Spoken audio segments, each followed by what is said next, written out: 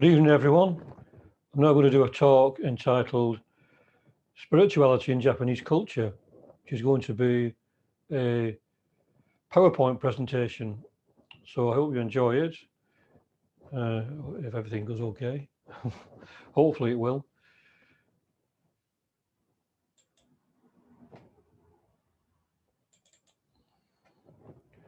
I know it usually starts a bit awkward. I don't know why. Spirituality in Japanese culture. Well, I've heard it said that the Japanese are not a very spiritual nation, proved by the fact that they are so much caught up in technology. But how much of this is due to the influence of the West?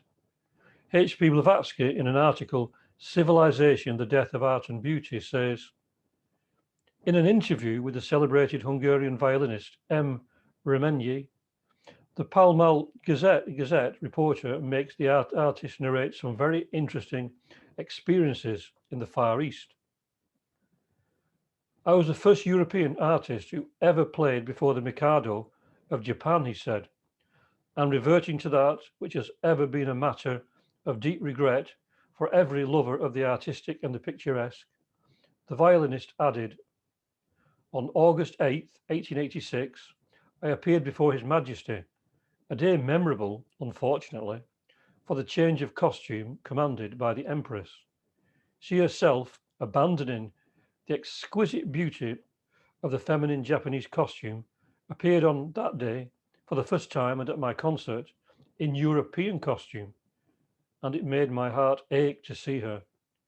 I could have greeted her, had I dared, with a long wail of despair upon my travelled violin. 6 ladies accompanied her, they themselves being clad in their native costume and walking with infinite grace and charm. Here we see the Japanese costume. See how beautiful it is, how intricate and beautiful, and compared to the rather drabness of the Western costume.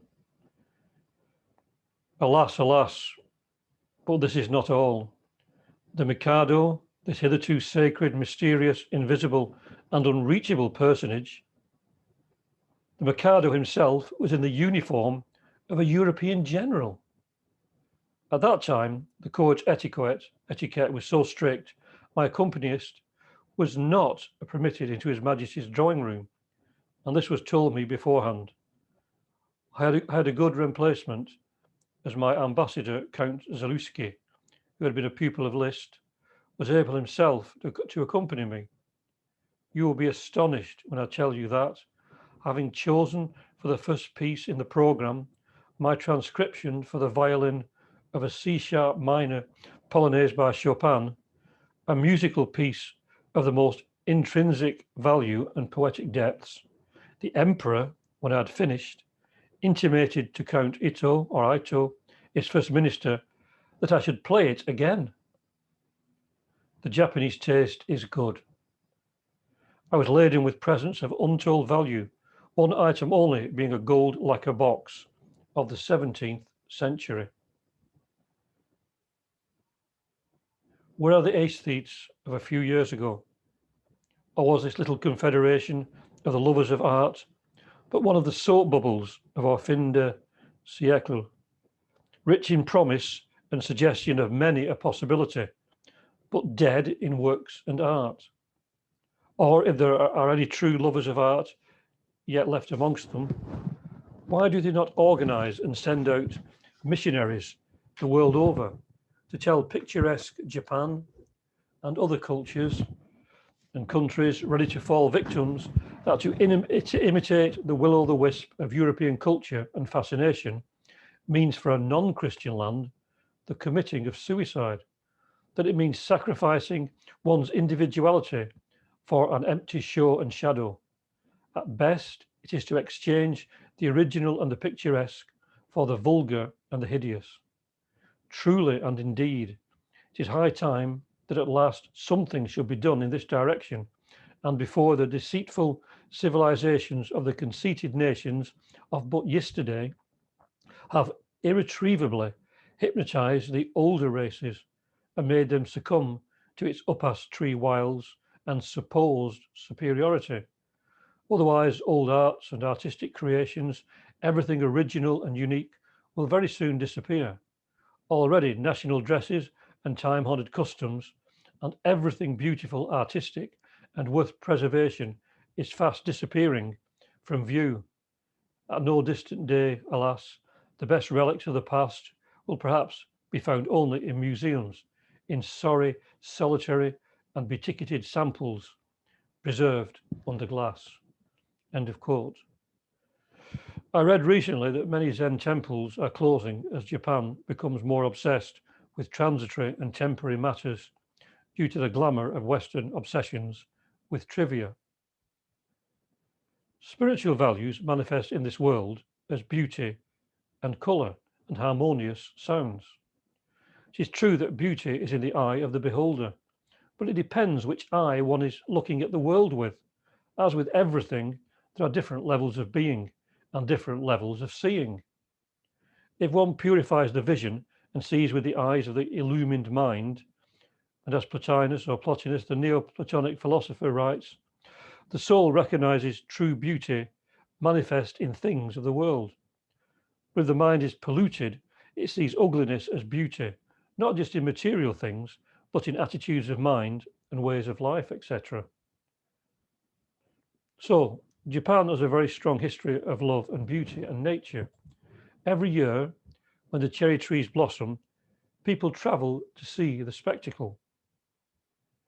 Cherry blossoms do not last long, therefore, they are a symbol of the transitory nature of human life, yet also its beauty and perhaps renewal. There we see girls dressed in a national costume, but behind them, of course, there you can see the men are dressed in Western dress. It's a contrast. And the girls, particularly these here, all complement the cherry blossoms in colour, maybe purposely.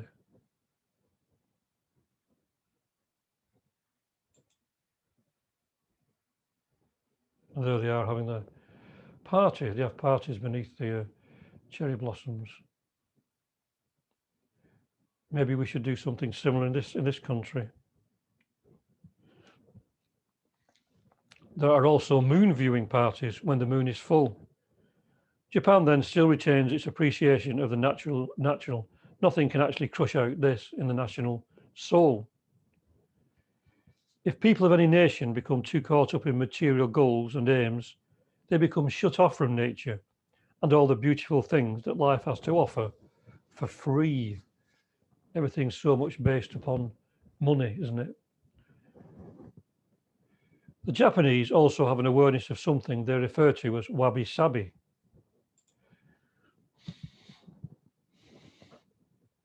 Wabi-sabi is the beauty and appreciation of things imperfect, impermanent, and incomplete. It is the beauty of things humble and simple in nature.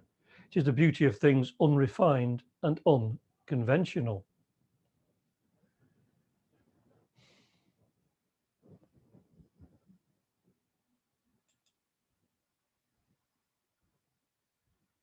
There we see a pot that's been fixed using gold or gold leaf.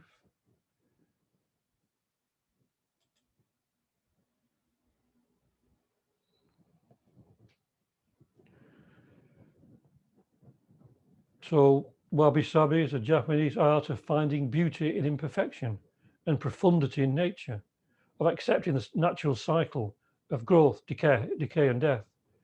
It's simple, slow, and uncluttered, and it reveres authenticity above all. It celebrates cracks and crevices and all the other marks that time, weather, and loving use leave behind. It reminds us that we are all but transient beings on this planet, that our bodies, as well as the material world around us, are in the process of returning to the dust from which we came, in a physical sense, of course. For example, there is beauty in old age, the wrinkles of old age, and the wrinkles of old age, as in their view, that person will be nearer to entering the next stage of existence. So there can be a serenity in that. Andrew Juniper notes that an object or expression can bring about within us a sense of serene melancholy and a spiritual longing. Then that object could be said to be wabi-sabi. For Richard Powell, wabi-sabi nurtures all that is authentic by acknowledging three simple realities: nothing lasts, nothing is finished, and nothing is perfect. The words wabi-sabi do not translate easily. Wabi originally referred to the loneliness of living in nature, remote from society. Sabi meant chill, lean, or withered. Around the 14th century, these meanings began to change, taking on more positive connotations. Wabi now connotes rustic simplicity, freshness, or quietness, and can be applied to both natural and human-made objects, or understated elegance. It can also refer to quirks and anomalies arising from the process of construction, which adds uniqueness and elegance to the object.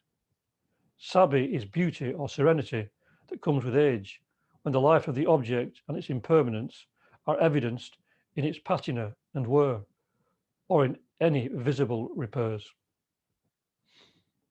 After centuries of incorporating artistic and Buddhist influences from China, wabi-sabi eventually evolved into a distinctly Japanese ideal. Over time, the meanings of wabi and sabi have shifted to become more light-hearted and hopeful. Around 700 years ago, particularly among the Japanese nobility, understanding emptiness and imperfection was honored as tantamount to the first step to satori, or enlightenment. In today's Japan, the meaning of wabi-sabi is often condensed to wisdom in natural simplicity. In art books, it is typically defined as flawed beauty. There we see some wabi-sabi on a cliffside.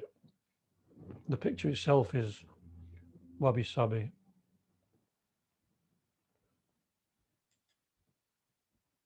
And there is a cupboard, wabi-sabi. Now my house is very wabi-sabi. If that's wabi-sabi, my house is very wabi-sabi. I'll tell you. Which makes me feel better. People nowadays want everything to be so perfect and clean and tidy, but there's no kind of soul or feeling in that. It's also disinfected. What's the word? Hygienic. Maybe that's the word. Also, something I haven't written here, but I've just thought of, was another expression in Japanese, mono no aware, which is the poignancy of life, its transience, and yet its beauty. Very beautiful expression, mono no aware. M-O-N-O, N-O like no, and aware is spelled like a were, A-W-A-R-E. So now we'll move on to a bird's eye view of some of Japan's religions. Here we see the distribution of religions in Japan. 6.59% are Christian, 4.42% other, which may be Islam and maybe other religions, 38.1% Buddhism, and over half, 50.89%, is Shinto. So let's look at Shinto first. The love of nature manifests also in this oldest of Japan's religions, Shintoism. Dating from around 500 BC and maybe much older. It is the official religion of Japan. The word Shinto means way of the gods and is a very ritualized religion based on the worship of certain spiritual powers in nature named kami, beings that dwell in mountains, trees, etc. But it is an extremely ambiguous word, as it can even be applied to the deceased, though not in a spiritualistic way, more a reverence for their inner being. They are manifestations of the interconnecting energy of the universe and are considered exemplary of what humanity should strive towards. Within Shinto, it is believed that the nature of life is sacred because the kami began human life. Yet man cannot perceive this divine nature, which the kami created on his own. Therefore, purification is necessary in order to see the divine nature. This purification can only be granted by the kami. In order to please the kami and earn purification, Shinto followers are taught to uphold the 4 affirmations of Shinto. The first affirmation is to hold on to tradition and the family. Family is seen as the main mechanism by which traditions are preserved. For instance, with marriages or births, traditions can be practiced repeatedly. The second affirmation is to have a love of nature. Nature objects are worshipped as sacred because the kami live within them. Therefore, to be in contact with nature means to be in contact with the gods. The third affirmation is to maintain physical cleanliness. Followers of Shinto take baths, wash their hands, and rinse out their mouths often. The last affirmation is to practice matsuri, which is the worship and honor given to the kami and the ancestral spirits. Now, a look at where Shintos actually worship. So, Shinto places of worship are called shrines and are usually found in beautiful natural settings, as in this photograph. The shrine contains an inner hall, which is only entered by Shinto priests, since it is believed kami are present. Shinto priests can be either male or female. You will see Shinto priests carrying rolls of prayer rolls.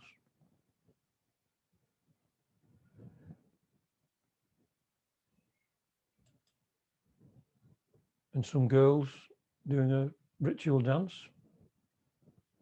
So purity is important to Shinto followers, and therefore they, as I said, they will rinse their mouths and wash their hands and hang up wooden tablets, you've just seen, with prayers on them before entering the prayer hall. Once inside, the kami is summoned with a bell and offered rice or money, after which the worshipper bows twice and claps twice to welcome the kami, then bows again. Shinto shrines are marked by a special archway called a tori or tori.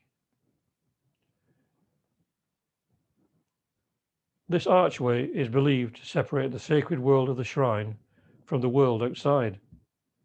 There are about 80,000 shrines all over Japan. Each shrine has a yearly festival in which people pay their respects to the kami and celebrate with food and drink.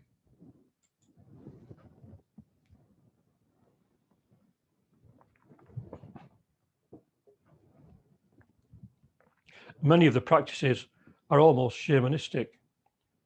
The belief is, as in many other religions, that the rituals practiced mindfully and sincerely can have a powerful spiritual effect. Worship also happens in homes and at work through simple offerings of rice and tea and prayers. The rice and tea are placed on a special shelf called a God shelf. Prayers are often addressed to the family ancestors. Now, although all this seems very exoteric, in essence, followers of Shinto believe in peace and that all life is sacred, hence their deep connection with nature. They revere Musui, which is the kami's creative and harmonizing powers, and aspire to Makoto, which is sincerity or the true heart. Sincerity being of great significance in the Shinto religion. Now, followers believe that 2 deities, male and female, Izanami and Izanagi, respectively,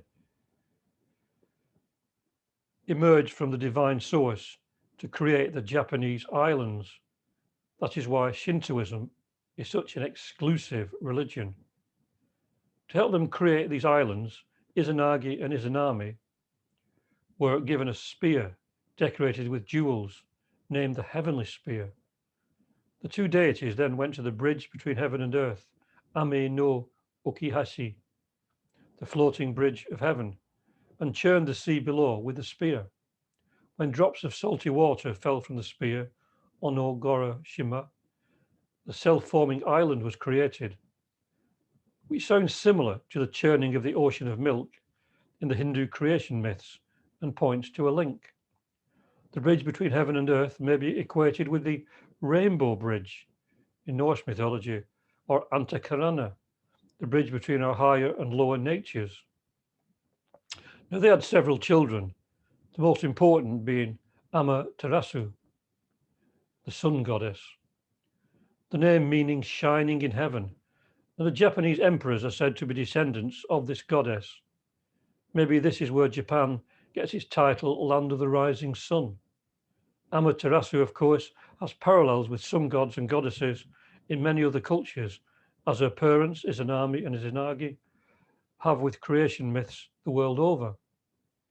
To the intuitive mind, one can get to the essence and core of Shintoism and see its similarity with the essence of other religions and philosophies beyond the rituals. To the outer mind, it all seems rather primitive, a bit like the ancient bone religion of Tibet.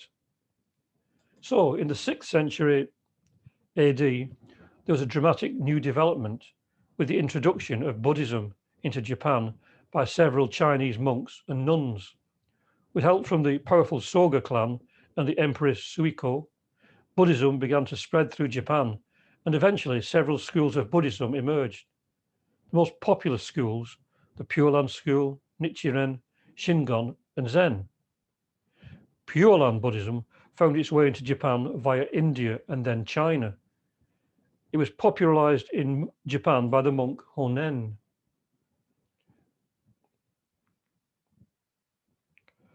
We taught that the simplest way to reach enlightenment was to chant the name of the Buddha of infinite light, Amitabha, who we see here.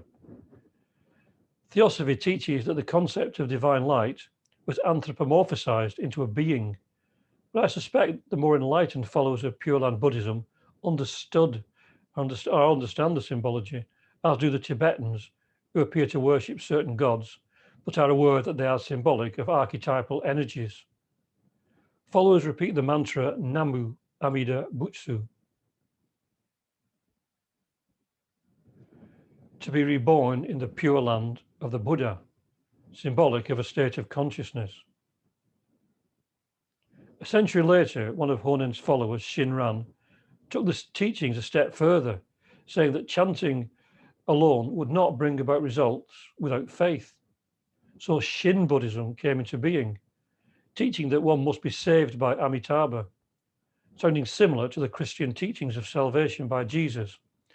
But if we are to take it as salvation by Christ, which Theosophy shows to be an impersonal spiritual state like Buddha, then it is the infinite light that can save us, not an actual being. D.T. Suzuki, in his book, The Buddha of Infinite Light, mentions self-power and other power, stating that the Shin school teaches salvation through other power rather than self-power, meaning that the power that can free us is beyond the personal self and resides in the higher aspects of our being, the mind or manas, enlightened by Buddhi, the divine intuition. Shin Buddhism is very popular in Japan due to the simplicity of its teachings. Now, Nichiren Buddhism was initiated by the 13th century monk Nichiren, and is based around the teachings of the Lotus Sutra, a book very popular in Japanese Buddhism in general. Nichiren Buddhism teaches that everyone has a Buddha nature and therefore can achieve enlightenment. They also have a mantra, which is the Namu Myoho Renge Kyo, which can be translated by devotion to the mystic law of the Lotus Sutra. This is repeated daily by followers to focus and transcend the lower mind activities. This form of Buddhism is gaining in popularity in the West. The singer Tina Turner is a follower. Nichiren himself was rather intolerant of other schools of Buddhism, stating that only the study of the Lotus Sutra could lead to enlightenment. He believed other schools of Buddhism to be corrupt, which they may have been during the time he was alive, and as everything has its place, it may have been necessary at a certain time in Japan's development. Shingon, now we move on to Shingon Buddhism, which is a very complex form of esoteric Buddhism that would require a whole series of lectures to cover it. So to do so in a few lines is ridiculous, really. So I can only give a brief snapshot of it. Shingon means true word and has much in common with the Tantric Buddhism of Tibet. This, of course, is the higher Tantra and has nothing to do with sexuality, which it tends to be associated with nowadays. It was founded by the monk Kukai. I always liked those hats. You used to see them a lot in old Japanese martial arts films, and I have an interest in Japanese films and anime, etc. nowadays. Now, Shingon uses ritual mandalas. There's one of the very complex mandalas. Mandalas, mudras, and mantras to reach the 10th level of Buddha consciousness, which is the Dharmakaya level, which he connects with Vairocana, one of the 5 Dhyani Buddhas. Kukai regards the Dharmakaya body as the luminous reality of wisdom and compassion, whereas H.P. Blavatsky in The Voice of the Silence regards it as the Dharmakaya body, which is that of a complete Buddha. No body at all, but an ideal breath, consciousness merged in the universal consciousness, or soul devoid of every attribute. Once the Dharmakaya, an adept or Buddha, leaves behind every relation with or thought for this earth. And she says that Nirmanakaya, another body, is the one that a Buddha takes to remain in touch with earth to help humanity.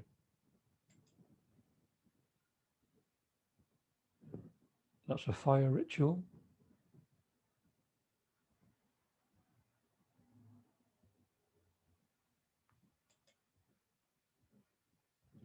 These are the 5 wisdom Buddhas.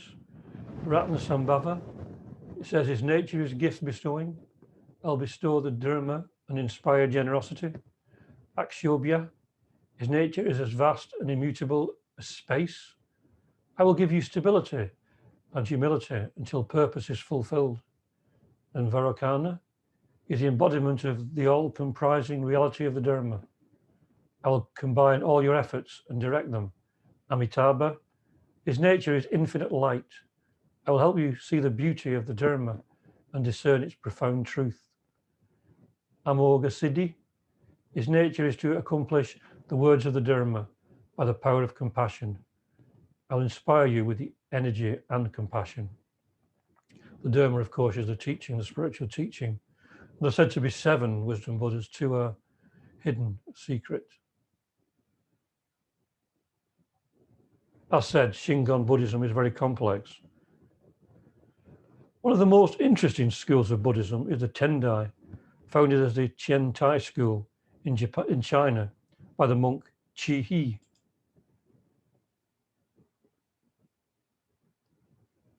Who founded a monastery in the Qian Tai Mountains in China and introduced into Japan by the monk Saicho. Those are the Tenchai Mountains. Who had studied there before returning to Japan to spread the teachings at the beginning of the 9th century. Like most of the other schools mentioned, it took its inspiration from the Lotus Sutra and the very important teaching in that the Mahayana and Hinayana schools of Buddhism were only preparatory for the teaching of the Ekayana, which means one vehicle, a synthesis of all the Buddha's previous teachings, very similar in a Buddhist way to Theosophy. Tendai has been a very syncretistic movement, embracing other Buddhist schools from Vinaya to Shingon and Zen, as well as Shinto. but its distinctive focus continues to be the teachings of the Lotus Sutra. That's also one of my favorite scriptures. The Lotus Sutra teaches the way to salvation, which is defined as attaining Buddhahood. It presents itself as a true and complete teaching of the Buddha, who is described as more of a cosmic being than a historical figure. The Buddha of the Lotus Sutra is a transcendent, eternal being, preaching to myriad arhats, gods, bodhisattvas, and other figures, using all sorts of sermons, lectures, imaginative parables, and miracles. He teaches 3 ways to salvation: Sravakayana, the way of the disciples, the way of those who seek to become an arhat, and also, second, the Pratyeka Buddhayana, the way of those who seek to attain salvation for themselves alone, and the Bodhisattvayana, the way of the bodhisattvas, the way of those who postpone their own enlightenment to help others to achieve it.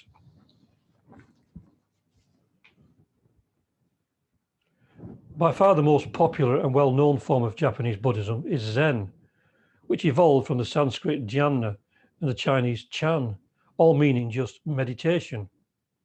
It began when the Buddha twirled a flower and his disciple Mahakasyapa smiled, showing an understanding beyond words and thoughts. There you can see an image of the Buddha twirling the flower.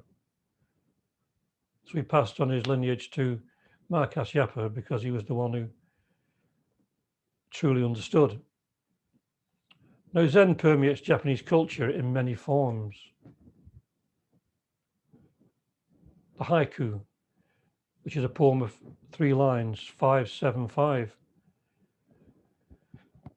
Like this one: spring morning marvel, lovely nameless little hill on a sea of mist. That's by Matsuo Basho, who lived 1644 to 1694 AD or CE, isn't they say nowadays. They're very simple, but to me they have so much meaning because they don't fill the intellect. They give this wonderful, almost intuitive awareness of a certain situation. Or to me, that's such a beautiful, beautiful poem. Spring morning marvel, lovely nameless little hill on a sea of mist. You can see it, you can picture it. You don't need a lot of words to picture it. You just need those few images, and you fill the rest in with your own mind. Here's one that I wrote: sky of azure blue, swallows returning to nest under cottage eaves.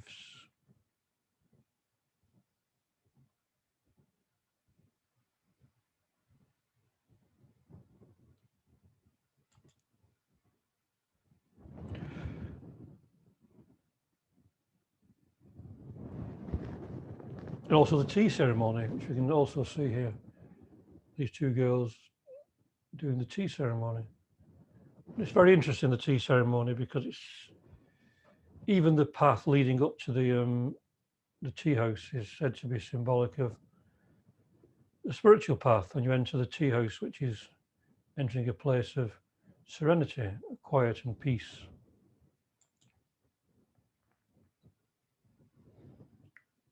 There's a picture of the tea, the green tea, the powdered tea in the cup and the mixer.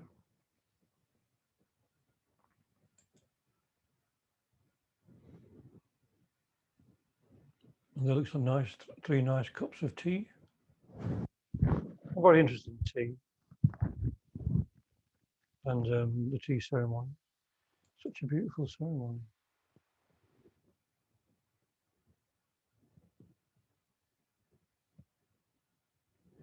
Even the samurai strangely accepted it as their religion, despite their violent lifestyle. Like the previous religions, which is said to represent the Mahayana school of Buddhism, and again it spread to Japan through India and then China. Mahayana Buddhism teaches sunyata, emptiness, which is also emphasized by Zen.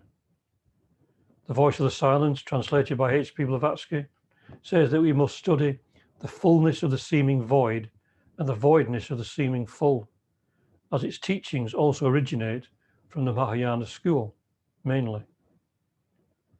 But another important doctrine is the Buddha nature, The idea that all human beings have the possibility to awaken. All living creatures are supposed to have the Buddha nature, but don't realize it as long as they are not awakened. Legend has it that the great spiritual teacher, or there's an example before this, an example of Buddhist art. You can see in Buddhist art the spaces were more important than the actual pictures. And I love these paintings because here we see this tiny figure dwarfed by nature. It gives such a feeling of expansiveness to me. The fact that we have a mind to embrace the universe. These paintings are very beautiful. That little figure could be me, or you, or anyone. It's wonderful. So, legend has it that the great spiritual teacher Bodhidharma traveled to China from India in the 6th or 7th centuries AD, where he met the Emperor Wu, who asked him what merit he had gained from building Buddhist temples, ordaining monks, and translating scriptures. Bodhidharma replied, "None whatsoever," saying that good karma may be gained from such acts, but not merit. When asked what he thought was the highest noble truth, Bodhidharma answered, "There is no noble truth, only emptiness." Emperor Wu then said, "Well, who is standing before me?" To which Bodhidharma replied, "I don't know." He probably meant that what we truly are is not knowable, as when Jesus was asked by Pilate, "What is truth?" he remained silent, presumably to demonstrate that truth is beyond words. Emperor Wu could not grasp these teachings, and so Bodhidharma moved on to stay at the Shaolin Temple, and is said to later have spent 9 years meditating facing a wall, which more than likely refers to a state of consciousness than an actual physical act. He also introduced some simple exercises that became in time the famous Shaolin Kung Fu, though this was developed later by others.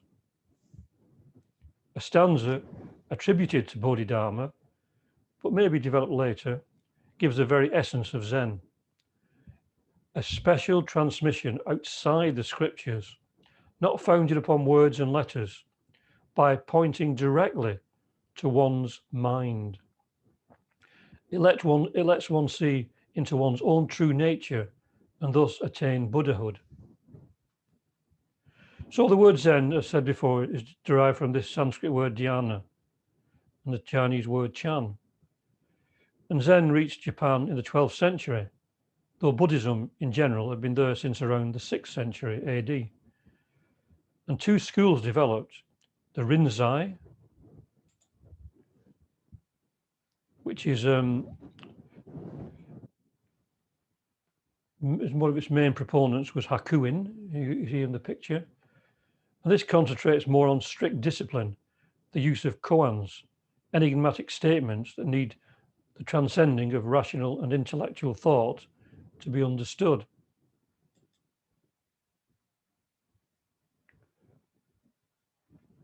Such as one of them is, does a dog have Buddha nature? And the answer is mu, which means no. But it also doesn't mean no in a negative sense. It means nothingness, which is a very high spiritual concept. Here's another one. Buddha told a parable in Sutra. A man traveling across a field encountered a tiger. He fled, the tiger after him. Coming to a precipice, he caught hold of the root of a wild vine and swung himself down over the edge. The tiger sniffed at him from above. Trembling, the man looked down to where far below another tiger was waiting to eat him. Only the vine sustained him. 2 mice, one white and one black, little by little started to gnaw away the vine. The man saw a luscious strawberry near him. Grasping the vine with one hand, he plucked the strawberry with the other. How sweet it tasted. So looking at that, it's very symbolic. The 2 mice, one white, one black. Spirituality and materiality, like the Taoist picture of the yin and yang. And he realized his fate, like we all realize our fate, that we're going to pass on eventually. But he just lived for the moment. He saw the strawberry, live for the moment. Live in the present moment. Don't worry about the past or the future. Live in the present moment.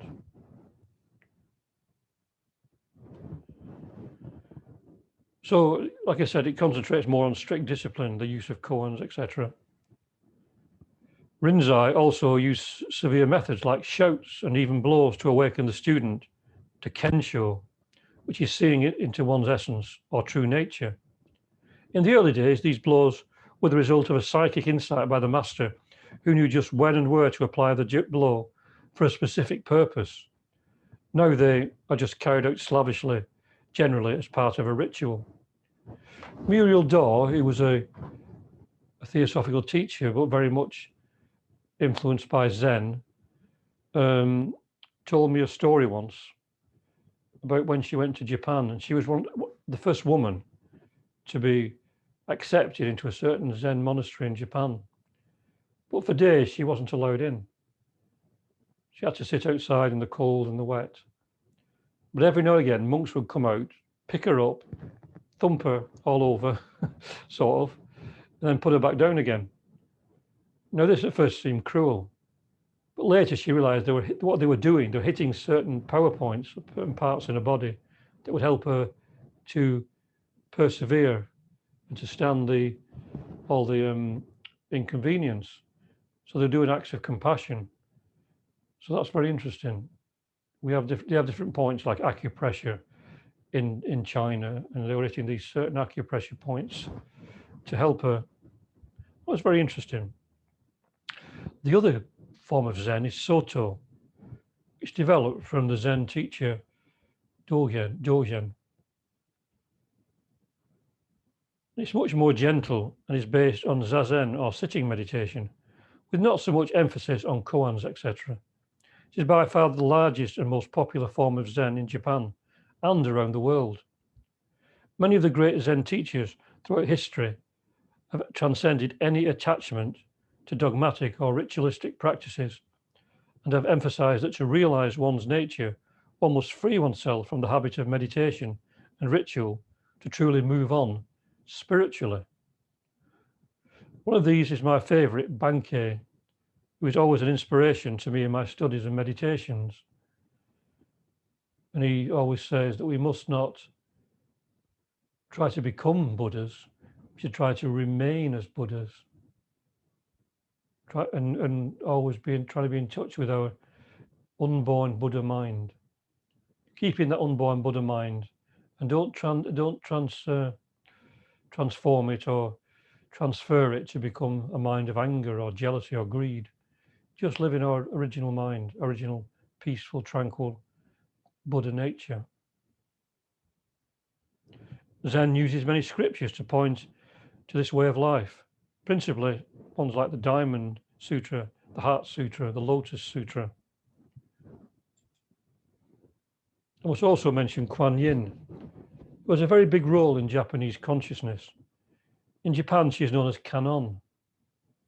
That was another import from China, and also the female version of the Tibetan Avalokiteshvara, the embodiment of compassion. So she's known as the goddess of mercy, and offerings are given to her for all kinds of material and spiritual favors exoterically.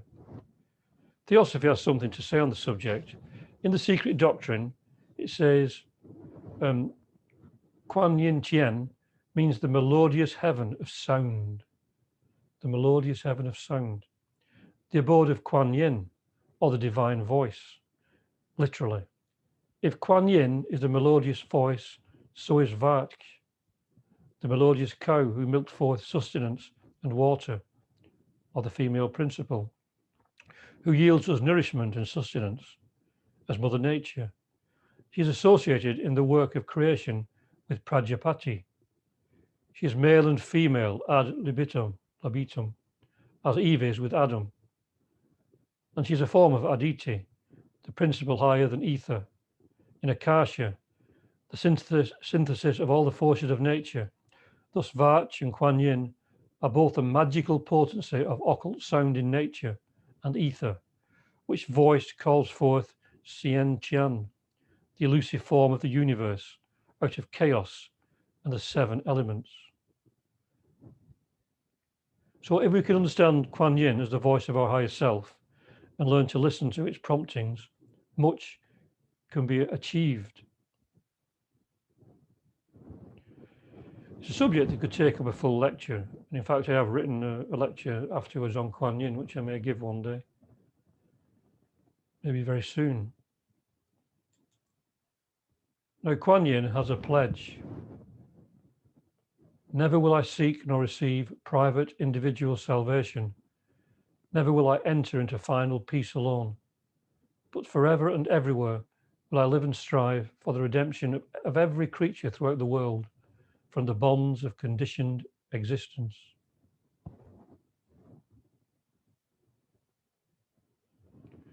So the pledge, which is something we can all take, because, Kuan Yin is obviously symbolic. We all have this Kuan Yin within us, this compassionate nature, this divine voice, this melodious heaven of sound. It's true, we have within us this melodious heaven of sound. Remember that, the divine voice. And the pledge becomes much more personal than that belonging to an external being, if we think of it inwardly. The Japanese affinity and love of nature and beauty permeates the whole of the culture of this country. Earlier, I mentioned the tea ceremony, which can also be employed as a spiritual discipline to instill calmness and a meditative state in the participant. Its ultimate aim is the attainment of deep spiritual satisfaction through the drinking of tea and through silent contemplation. On a different level, the Japanese tea ceremony is simply an entertainment where the guests are invited to drink tea in a pleasant and relaxing room. The bonds of friendship between the host and guests are strengthened during the ceremony when the host himself makes and serves the tea. Tea was certainly attributed with mystical properties, as Lo Tung, a Chinese Tang poet, wrote. The first cup moistens my lips and throat. The second cup breaks my loneliness. The third cup searches my barren entrail, but to find therein some 5,000 volumes of odd ideographs. The fourth cup raises a slight perspiration. All the wrong of life passes away through my pores. At the fifth cup, I am purified. The sixth cup calls me to the realm of the immortals. The seventh cup, but I could take no more. I only feel the breath of the cool wind that rises in my sleeves. Where is Horasan? Let me ride on this sweet breeze and waft away hither. Which is rather an amazing way to look at drinking a cup of tea.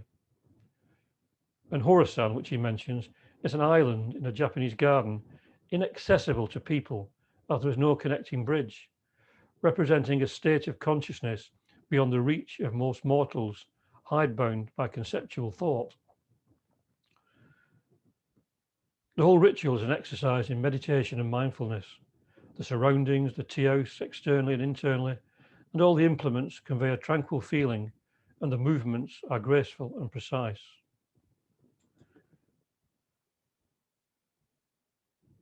This gives the keynote of Japanese spirituality. Beyond all the external religions, there is this essential tranquility as all merges into one experience. As in all cultures, there's also an opposite side that comes to the fore in times of war and aggression. But we need to look beyond that to the spiritual life. So this talk has been a very brief introduction to some of the basic spiritual disciplines of Japan. But in all these traditions, as in Christianity, Hinduism, and Islam, there are always those who go beyond the exoteric and understand the truth that lies behind any words and images.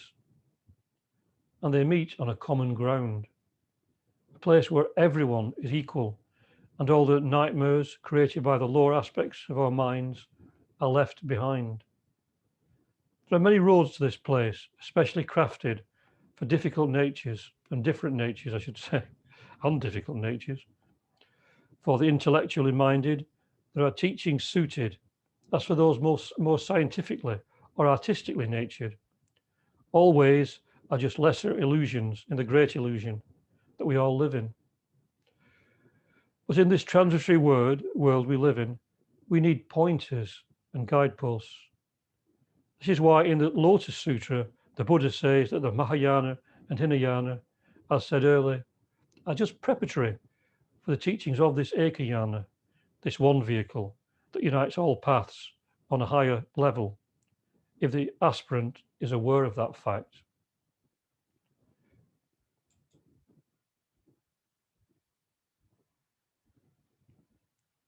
Every culture has its legends and secret teachings that convey just the same as all others in essence.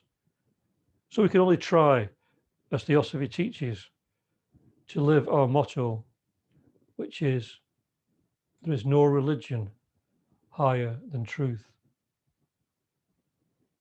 And no matter what road I travel, I'm going home.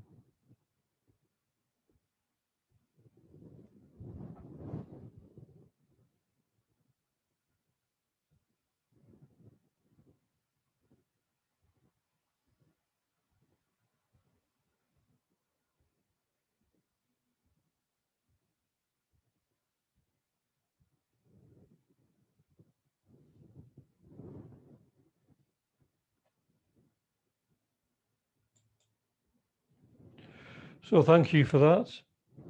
Hope you got something from the my very short and very concise talk on Japanese spirituality. Every one of the religions and things I mentioned could take up whole lectures or even study courses over several days. But I've just given a bird's eye view, a kind of, well, what can you call it? Snapshot, perhaps, of Japanese spirituality, as best I could. So thank you for listening. Om Shanti, Shanti, Shanti. Peace, peace, peace. Peace on earth and goodwill to all beings. All beings. Remember, we are divine beings. That's our true nature. We're not material beings. That's an illusion. We are eternal beings. We are divine beings. We are spiritual beings. We're not under the guidance of anything but our higher divine spiritual self, ultimately. We need to find that self. We need to become aware of that nature. We need to live in its light. And we need to become what we truly are. Remember that. Namaste. The divine in me will always greet the divine in you.